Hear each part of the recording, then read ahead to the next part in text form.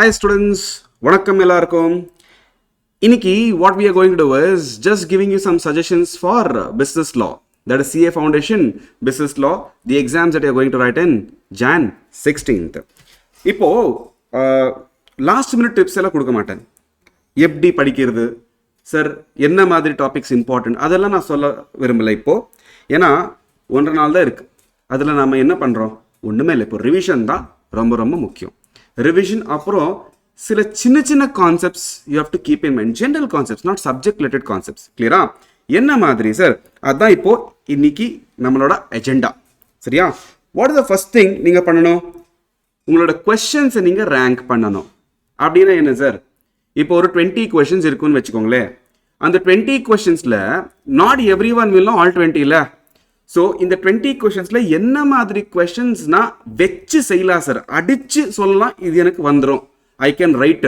அந்த மாதிரி கொஸ்டின்ஸ் ஃபஸ்ட்டாக எழுதணும். கிளியரா? That is your first priority. So 1:45 to 2 o'clock அந்த 15 minutes ரீடிங் டைமில் நீங்கள் கொஸ்டின்ஸை ரேங்க் பண்ணணும். சரியா? ரெண்டாவது, quotation of sections are case law. அப்படின்னா என்ன, இப்போ நீங்கள் ஒரு செக்ஷன் எழுதினா அது கரெக்டாக எழுதணும்.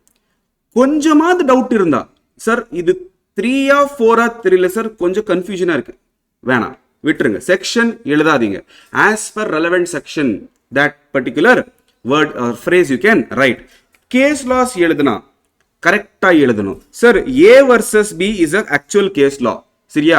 ஆக்சுவலா என்ன case law, A versus B. ஆனா உங்களுக்கு கன்ஃபியூஷன் இருக்கு, ரெண்டு பேர் தெரியும், ஆனா யார் முதல்ல வருது தெரியாது. சார் எனக்கு பி வர்சஸ் ஏன்னு தோணுது சார், எழுதாதீங்க.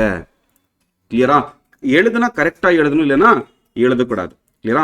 அப்போ கரெக்டா எழுதினா என்ன பண்ணணும் சார், இப்போ உங்க பேப்பர்ல நிறைய எழுதிருக்கீங்க, நீங்க ரொம்ப வேர்ட்ஸ் இருக்கு, நிறைய வேர்ட்ஸ் இருக்கு, நான் என்ன பண்றது? இப்போ இந்த டிஷர்ட்ல பாத்தீங்கன்னா இந்த லோகோ கரெக்டா தெரியுதா? எப்படி சார், ஏன் நீங்க வேற இடத்துல ஃபோக்கஸ் பண்ண மாட்டீங்க, இந்த லோகோல மாத்திரம் தான் ஃபோக்கஸ் பண்ணுவீங்க? ஏன்னா அது தட்ஸ் கால்ட் ஹைலைட்டிங். ஸோ கரெக்டா எழுதுனா அண்டர்லைன் பண்ணணும். இப்போ நான் எப்படி அண்டர்லைன் பண்ணல, இப்போ சர்க்கிள் பண்ணாதீங்க, எக்ஸாம்ல அண்டர்லைன் பண்ணிக்கோங்க. சரியா? மூணாவது, அட்டென்ஷன் சீக்கிங். அதான் இப்போ சொன்னேனே, கரெக்டா கீவேர்ட்ஸ் எழுதுனா, கரெக்டா செக்ஷன்ஸ் எழுதுனா, கரெக்டா கேஸ் லா எழுதுனா அண்டர்லைன் பண்ணிக்கோங்க, இல்லைன்னா இப்படி எழுதிக்கோங்க. கிளியரா? கரெக்டா பண்ணணும், ஆனா தப்பு தப்பா எழுதி அண்டர்லைன் பண்ணாதீங்க. ஏன்னா இப்போ செக்ஷன் 4ல ஒரு கொஸ்டின் கேட்டாங்க. Let's say for example companies ஆக்ட்ல செக்ஷன் 4 கொஸ்டின் கேட்டாங்க சார், மெமோராண்டம்ல கொஸ்டின் கேட்டாங்க.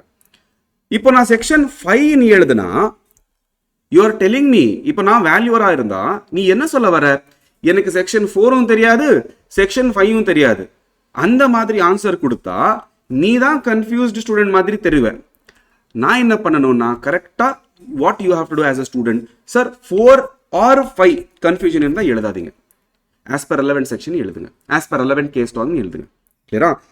நாலாவது டிப் சார், பிரசன்டேஷன். இங்க கதை வேணாம், நாம காமர்ஸ் ஸ்டூடெண்ட், அந்த கதை எழுதுற கேப்பபிலிட்டி இருக்குல்ல, ஊறி இருக்கு நமக்குள்ள, அதை அப்படியே அடக்கி வாசிங்க. என்ன பண்ணணும், ஃபோக்கஸ் ஆன் பிரசன்டேஷன்னா என்ன கேட்டாங்க அதான் சொல்லணும். மத்தியானம் என்ன சாப்பிட்டேன்னு கேட்டா, காலையில டிஃபன் என்ன சாப்பிட்ட, நேத்துக்கு நைட்டு என்ன டின்னர் சாப்பிட்ட, அதெல்லாம் வேணாம். கரெக்டா லஞ்ச் என்ன சாப்பிட்ட அதான் கேட்டேன்.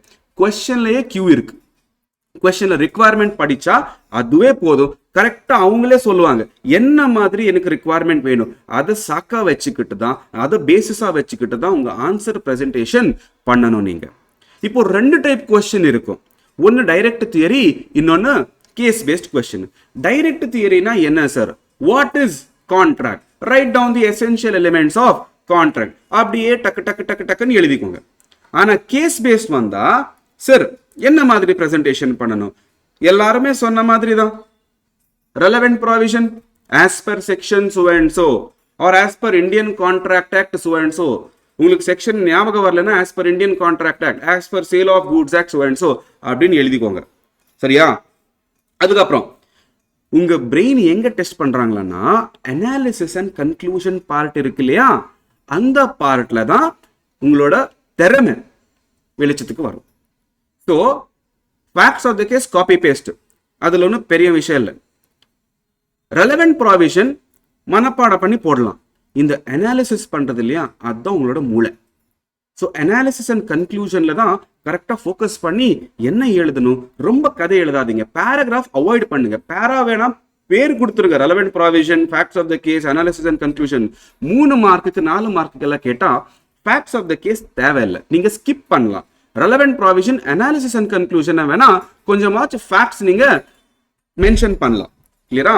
இப்போ அடுத்தது டைம் மேனேஜ்மெண்ட். எங்க கிட்ட டைம் 6 மணி நேரம் இருக்கா? 3 மணி நேரம் தான் இருக்கு. 180 மினிட்ஸ் தான் இருக்கு. எவ்வளவு மார்க்குக்கு? 100 மார்க்குக்கு. அப்படின்னா 1 மார்க்குக்கு 1.8 மினிட்ஸ். கரெக்டா? இல்ல சார், ராங். ஏன் சார்? 10 to 20 மினிட்ஸ் நீங்க டைம் பாஸ் பண்ணுவீங்க. வேணும்னு இல்லை, டைம் பாஸ் ஆகும். தண்ணி குடிக்கிறது. கிளியரா? அப்புறம் வெளியில யாராச்சும் இப்போ பியோன் வந்தா எதுக்கு வந்தாங்க, யார் ஆன்சர் ஷீட் எடுத்தாங்க, யார் எடிஷனல் ஷீட் எடுத்தாங்க, கிளியரா? என்ன மாதிரி எல்லா டிஸ்ட்ராக்ஷன்ஸ் கிளாஸ்ல என்னெல்லாம் நடக்குதோ அங்கெல்லாம் உங்க அட்டென்ஷன் போகும். So on an average 10 to 20 minutes அப்படியே போயிடும்.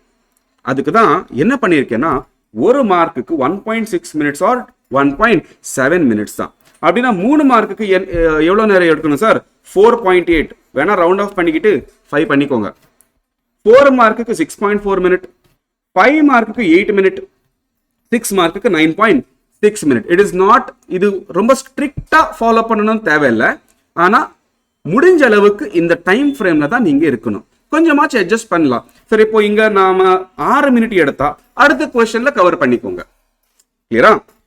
சார் புதுசா ஏதாச்சும் யாராச்சும் வந்து சொன்னா இது இம்பார்ட்டன்டா படிடா, வேணா.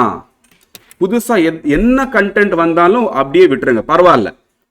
உங்க மேல நம்பிக்கை வச்சுக்கிட்டு படிங்க. புதுசா கண்டென்ட், புது மெட்டீரியல், புது ஃபார்முலா, புது ஷார்ட்கட் எதுவுமே தேவையில்லை. Last minute of the exam எதுவும் பண்ணா மண்ட கன்ஃபியூஷன். கிளியரா? ரைட். சார் எக்ஸாம் டஃபா இருந்தா என்ன பண்ணுது சார்? அக்கௌண்ட்ஸ் எழுதி முடிச்சாச்சா? ஆச்சு சார். டஃபா இருந்தா நீங்க விட்டுட்டு வருவீங்களா?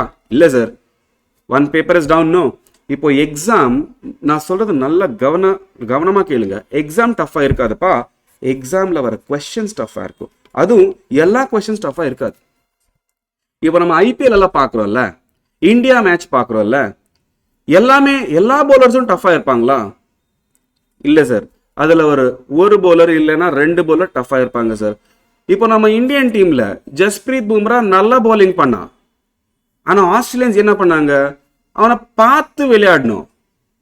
ஃபுல் பவுலர்ஸ் டஃபா இருக்க மாட்டாங்க. அந்த மாதிரி தான் அந்த கொஸ்டின் பார்த்து எழுதணும், அவ்வளவுதான். மற்ற கொஸ்டின்ஸ் கரெக்டா நல்லா ஃப்ரீ ஹிட் மாதிரி அடிச்சு ஸ்டேடியம்ல வெளியில தூக்கி கொண்டாடணும். அந்த மாதிரி எல்லா கொஸ்டின்ஸ் டஃபா இருக்காதுப்பா. சில கொஸ்டின்ஸ் மட்டும் தான் டஃபா இருக்கும். அதை பார்த்து நாம சமாளிக்கலாம். என்ன கேட்டாங்கன்னு first you have to understand. அதை புரிஞ்சுக்கிட்டு என்ன வேணுமோ அந்த தேவையான பாயிண்ட்ஸ் மட்டும் எழுதுனா போதும். ஈஸி கொஸ்டின்ஸ் ஓவர் கான்ஃபிடென்ட் ஆயிடாதீங்க. அந்த மாதிரியே ரொம்ப பயம் இருக்கக்கூடாது. கிளியரா? ஸோ எக்ஸாம் டஃபா இருந்தா அந்த ப்ராப்ளமும் சால்வ் ஆயிடுச்சு சார். ரிமெம்பர், எக்ஸாம் டஃபா இருக்கிறதுப்பா கொஸ்டின்ஸ் மட்டும் தான், அதுவும் எல்லா கொஸ்டின்ஸ் இருக்காது. அப்போ இது 130 to 145 என்ன பண்றது sir? Calm down. Calm down என்ன சார்? லாஸ்ட் மினிட் வரைக்கும் எதுக்கு சார் படிக்கிறீங்க? இப்போ இவ்வளோ நாள் படிக்கவே இல்லை, இல்லைன்னா இவ்வளோ நாள் படிச்சிருக்கீங்க. படிக்கவே இல்லைன்னா இவ்வளோ நாள் படிக்கல, இந்த லாஸ்ட் மினிட்ல என்னத்த படிக்க போறீங்க? இவ்வளோ நாள் படிச்சிருக்கோம், கான்ஃபிடன்ஸ் இல்லையா? லாஸ்ட் மினிட் வரைக்கும் எதுக்கு படிக்கிறீங்க? ஸோ 130 to 145 எதுவும் படிக்காதீங்க. போய் உங்க எக்ஸாம் ஹாலில் உங்க பிளேஸ்ல உட்காருங்க. டீப் பிரீதிங் பண்ணிக்கோங்க. அஃபர்மேஷன்ஸ், நான் என்ன படிச்சேனோ அதான் வரப்போகுது. எனக்கு எல்லா ஆன்சரும் தெரியும். எழுதுனா நல்லா தான் எழுதுவேன். நான் என் மேல நம்பிக்கை இருக்கு எனக்கு. இந்த எக்ஸாம் நான் அப்படியே கொண்டாடுறேன்டா. ரிசல்ட் அன்னைக்கு I will write very good answers. அந்த மாதிரி அஃபர்மேஷன்ஸ் பண்ணா 130 to 145 you will be calm. 145 கையில கொஸ்டின் பேப்பர் வர்றப்போ நடுகாது, பதறாது. புரியுதா? ஸோ 145ல you have to be the calm. பேப்பர் வந்த உடனே திருப்பி போட்டுருங்க. நம்ம தோசை திருப்பி போட்ட மாதிரி வந்த உடனே திருப்பி போட்டுருங்க. புரியுதா? லாஸ்ட் கொஸ்டின் லாஸ்ட்ல இருந்து போனா கொஞ்சம் ஃபில்டர் அப் ஆகும், கான்ஃபிடன்ஸ் வரும். கொஞ்சம் ஈஸி கொஸ்டின்ஸ் வந்துடும், நாம ஆராம்சே எழுதலாம். ஃபர்ஸ்ட் கொஸ்டின் போறப்போ அங்கதான் கொஞ்சம் நர்வஸ்னஸ் ஆகும். அதனால தான் சொல்றேன், ஃபர்ஸ்ட் கொஸ்டின் படிக்காதீங்க, லாஸ்ட்ல இருந்து போங்க. Have confidence sir. நம்பிக்கை தான் வாழ்க்கை. Have confidence, believe in your capability. இங்க வரைக்கும் வந்திருக்கோம், முடிச்சுட்டா போச்சு. கிளியரா? கான்ஃபிடன்ஸோட எழுதுங்க, நல்லா ஆகும், நல்லா இருப்போம். அண்ட் CA ஃபவுண்டேஷன் ரிசல்ட்ஸ் அன்னைக்கு I want you to see in flying colors. And then where will I see you? See you in Inter. I will be teaching you corporate laws and auditing in CA Inter. So I'll see you there. All the very, very best to you guys. And I'm 100% confident that நீங்க தான் இந்த CA Foundation law paperல நல்ல score பண்ணி I want you to see in flying colors on CA Foundation result day. Thank you so much. I'll see you soon. Bye-bye.